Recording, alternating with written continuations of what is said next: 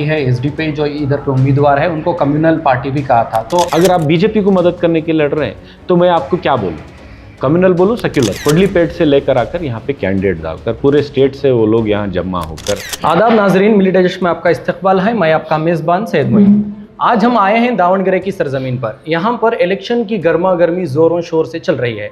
हमारे साथ आज जुड़े हैं रिजवान अरशद साहब, जो शिवाजीनगर के एमएलए हैं। आइए जानते हैं कि वो मुसलसल दावणगेरे की सरजमीन पर कैंपेन कर रहे हैं। आइए जानते हैं कि कैंपेन से क्या रिजल्ट मिल रहा है। देखिए, मैं पिछले एक हफ्ते से दावणगेरे में हूँ, लोगों से मिल रहा हूँ, उनके जज्बात को, उनके एहसासात को समझ रहा हूँ और उनका जो फ़ैसला होगा उसको भी मैं जानने की कोशिश कर रहा हूँ। और मुझे पूरी उम्मीद है कि दावणगेरे की आवाम जो है एक ऐसा फ़ैसला लेने वाली है जिस फ़ैसले से कांग्रेस पार्टी को मजबूती मिलेगी और फ़िरका परस्त ताकतों को, ख़ास तौर से आरएसएस, संघ परिवार और बीजेपी को शिकस्त होगी। ये मैं समझता हूँ कि ये तयशुदा बात है।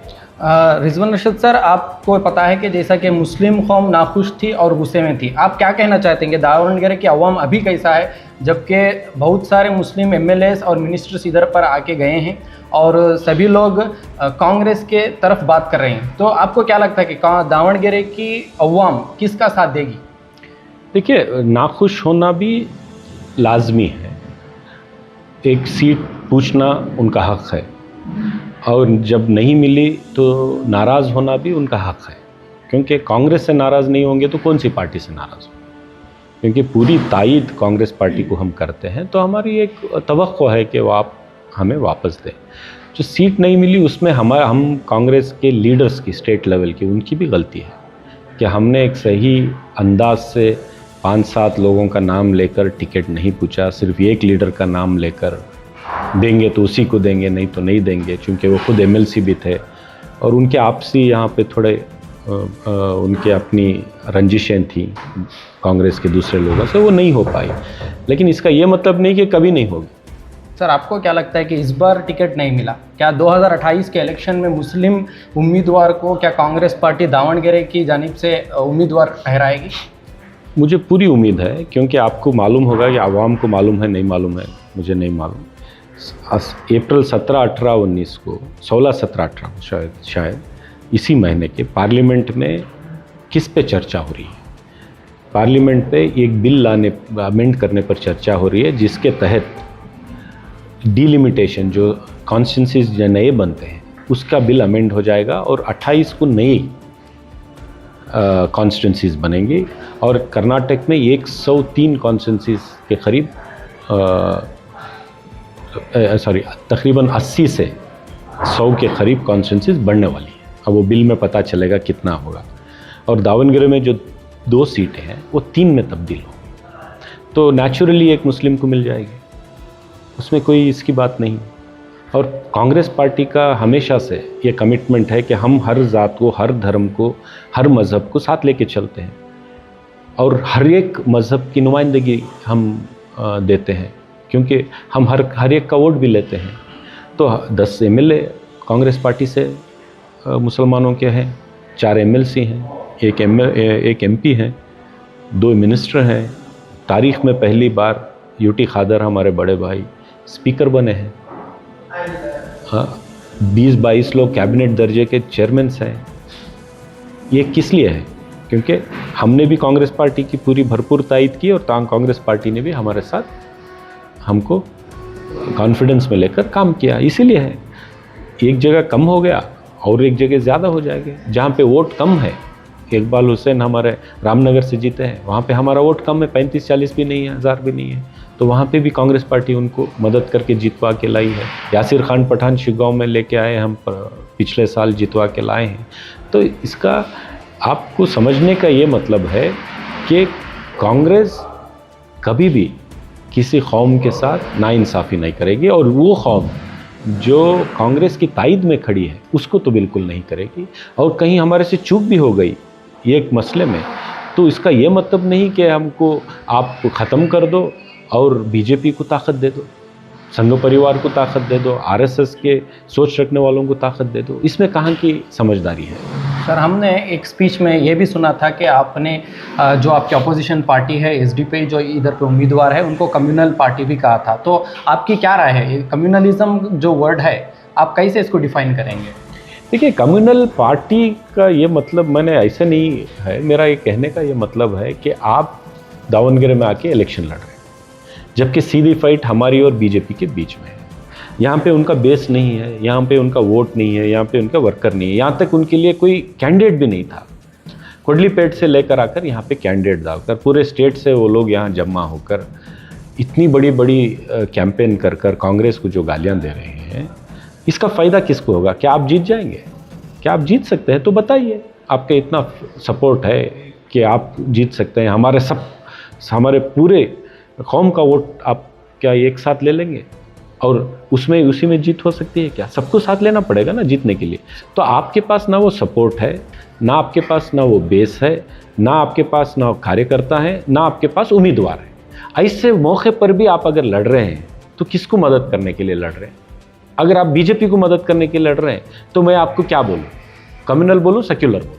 ये मेरा क्वेश्चन था। सर, उनका ये भी दावा है कि आप, जैसा कि आपने कहा कि कोडलीपेट से आए हैं, तो उनका ये भी दावा है कि कांग्रेस के खुद एमपी, यहाँ तक कि राहुल गांधी जी वो वायनाड में कंटेस्ट करते हैं, यहाँ तक कि वो वहाँ के रहने वाले नहीं हैं। तो आप इसके बारे में क्या कहेंगे? राहुल गांधी पूरे मुल्क के लीडर हैं। नरेंद्र मोदी को आंख से आंख डालकर चैलेंज कर कर उनके एजेंडे को, आरएसएस को एजेंडे को एक्सपोज करने वाला, उनका पर्दाफाश करने वाला कोई लीडर है तो राहुल गांधी है। अगर आप राहुल गांधी की बात कर रहे हैं तो राहुल गांधी का ट्रैक रिकॉर्ड भी उनको बोलना चाहिए कि आज पूरे हिंदुस्तान में आरएसएस के खिलाफ मुहिम छेड़ने वाला लीडर राहुल गांधी, ये बोलना चाहिए। दूसरा, मैं आपको क्या कह रहा हूँ, एक बाई इलेक्शन है, कांग्रेस और बीजेपी की लड़ाई है। आपके पास कैंडिडेट ही नहीं था। आपके पास जब कैंडिडेट नहीं है, वर्कर नहीं है, बेस नहीं है, तो भी ज़बरदस्ती अगर आप लड़ रहे हैं तो किसकी मदद करने के लिए लड़ रहे हैं? और आपके लड़ने से किसका फ़ायदा होगा? आपके लड़ने से बीजेपी को फ़ायदा होगा। अगर बीजेपी को फ़ायदा होगा तो आप सेक्युलर हैं कि कम्युनल? ये क्वेश्चन मैं नहीं बोलूँगा, चलिए कि मैं आज से नहीं बोलूँगा कि एसडीपी एक कम्युनल है। तो आप लेकिन बता दो कि आपके लड़ने से बीजेपी को सपोर्ट मिल रही कि तो आपको यह लगता है कि ये वोट डिवाइड कर रहे हैं और बीजेपी को जिता देंगे? छोटा बच्चा जो 5 साल 7 साल का बच्चा है, उसको भी अगर आप पूछेंगे तो ये बोलेंगे ये वोट काट रहे हैं, क्योंकि वोट जोड़ने की जिसे ताकत नहीं है, वो वोट सिर्फ काट सकता है। तो मैं इसलिए उनको कह रहा था कि कम्युनल है, क्योंकि आपके लड़ने से बीजेपी को, आरएसएस को ताकत मिल रही है। ये हकीकत है। अगर आपको मेरी बात पसंद नहीं है तो मैं क्या कर सकता हूँ? आपको खुश करने के लिए तो मैं बात नहीं कर सकता हूँ। मेरी भी एक जिम्मेदारी है, ऊपर वाले ने मुझे भी एक मौका दिया है, इतने बड़े समाज को, इतने बड़े माशरे को, वो भी मुझे देख रहे हैं, मुझे तो सच बोलना है। आपको खुश करने के लिए मैं नहीं बोल सकता हूँ। जब आपको ज़रूरत पड़ी तब मैंने आपकी तारीफ भी की है, लेकिन आपसे जितना बड़ा नुकसान हो रहा है, उस नुकसान को मेरे समाज के सामने, मेरे माशरे के सामने, मेरे लोगों के सामने रखना भी मेरी जिम्मेदारी है। तो मैंने रखी है। आपको पसंद हो ना पसंद हो, आप मुझे गालियां देने के से बेहतर है आपके अंदर आप झांक कर देख लें आप क्या कर रहे हैं। सर, आखिरी सवाल, कांग्रेस के जो 5 गारंटी स्कीम्स हैं, इसके अलावा कांग्रेस किन किन शोबों में काम कर रही है और दावणगेरे में क्या बदलाव लाना चाहती है?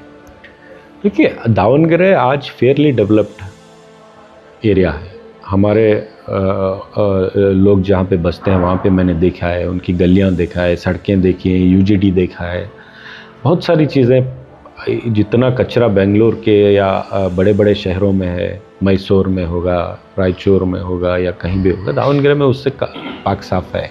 लेकिन यहाँ पे और बड़ा जो इंफ्रास्ट्रक्चर चाहिए, एक लड़कियों के लिए कॉलेज चाहिए, एक अच्छी हॉस्पिटल साउथ में और अच्छी हॉस्पिटल चाहिए, और जो हमारे मुरमुरे के भट्टियाँ हैं उसके डेवलपमेंट के लिए कुछ प्रोग्राम चाहिए। ऐसे अलग अलग स्क्रैप डीलर्स हैं, उनकी बेहतरी के लिए कुछ प्रोग्राम चाहिए। ऐसे कई सारी चीज़ें हैं। तो मैंने बात की है, डिस्ट्रिक्ट इंचार्ज मिनिस्टर मल्लिकार्जुन से भी बात की है, सीएम साहब से भी बात की है। तो मल्लिकार्जुन ने कहा है कि लैंड अलॉट हो गया है गवर्नमेंट हॉस्पिटल बनने के लिए लैंड अलॉट हो गया। लड़कियों के कॉलेज, डिग्री कॉलेज के लिए भी लैंड अलॉट हो गया है। काम इंशाल्लाह तुरंत शुरू करने वाले हैं। और ये एक उनकी प्राइवेट हॉस्पिटल भी पीपीपी के ज़रिए देकर सरकार के थ्रू वो भी खिदमत में लगाएंगे। ये सब बात हुई है। छोटा जो बेसिक इंफ्रास्ट्रक्चर तैयार है और फेयरली अच्छा है, लेकिन बड़ा इंफ्रास्ट्रक्चर जो होना है वो इंशाल्लाह करवाएंगे।